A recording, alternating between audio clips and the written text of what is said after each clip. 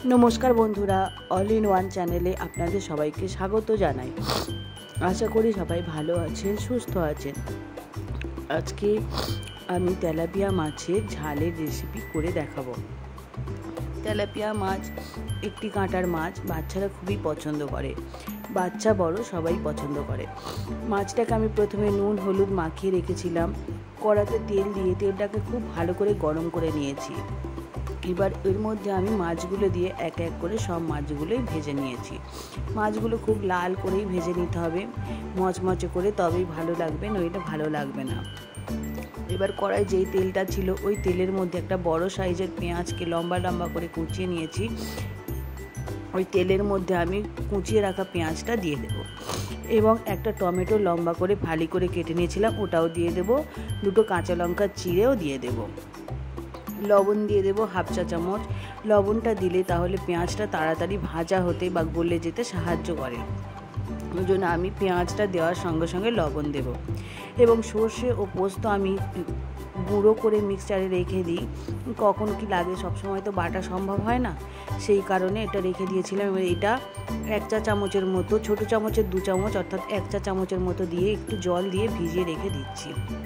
মশলাটা যখন খুব ভালোভাবে কষা হয়ে যাবে ওর মধ্যে হলুদ দিয়ে দেবো হাফ চা চামচ, এমনি গুঁড়ো লঙ্কা দিয়ে দেবো হাফ চা চামচ, কাশ্মীরি লঙ্কা দিয়ে দেবো হাফ চা চামচ, ও ভিজিয়ে রাখা সর্ষে পোস্তর বাটাটা দিয়ে দেবো ও সামান্য জল দিয়ে দেবো। দিয়ে মশলাটাকে খুব ভালোভাবে কষিয়ে নেব। মশলাটা খুব ভালোভাবে কষিয়ে নেওয়ার জন্য 2 থেকে 3 মিনিট ভালোভাবে নাড়াচাড়া করতে হবে। যখন দেখবেন তেল উঠে উঠে আসবে ঠিক সেই সময় স্বাদ অনুযায়ী অল্প পরিমাণে চিনি এর মধ্যে আমি দিয়ে দেব। দিয়ে মশলাটা যখন খুব ভালো কষা হয়ে যাবে তখন এর মধ্যে আমি 2 কাপের মতো জল দিয়ে দেব।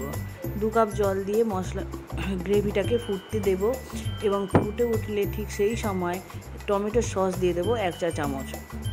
1 চা চামচ টমেটো সস দিয়ে দেওয়ার পর এর মধ্যে যখন ফুটে উঠবে তখন এর মধ্যে ভেজে রাখা সমস্ত মাছগুলো আমি দিয়ে দেব।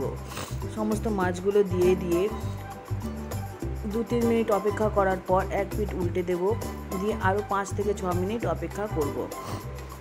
মাছটাকে উল্টে দিয়ে আরও 5-6 মিনিট অপেক্ষা করলে দেখবেন যে মাছের রঙটা, গ্রেভির কালারগুলো সম্পূর্ণ চেঞ্জ হয়ে এসেছে। দেখুন কি দারুণ দেখতে হয়েছে। তেলাপিয়া মাছের ঝাল প্রায় রেডি হয়ে গেছে। আমি এবার একটা বোলের মধ্যে ঢেলে নিয়েছি। ভিডিওটা যদি ভালো লেগে থাকে তাহলে অবশ্যই একটা লাইক করে দেবেন, আর যদি চান আপনি আপনার বন্ধু বান্ধবদের মধ্যে শেয়ার করেও দিতে পারেন। আমার পরিবারের সমস্ত বন্ধুদের জানাই অনেক অনেক অনেক ভালোবাসা ও বড়দের প্রণাম।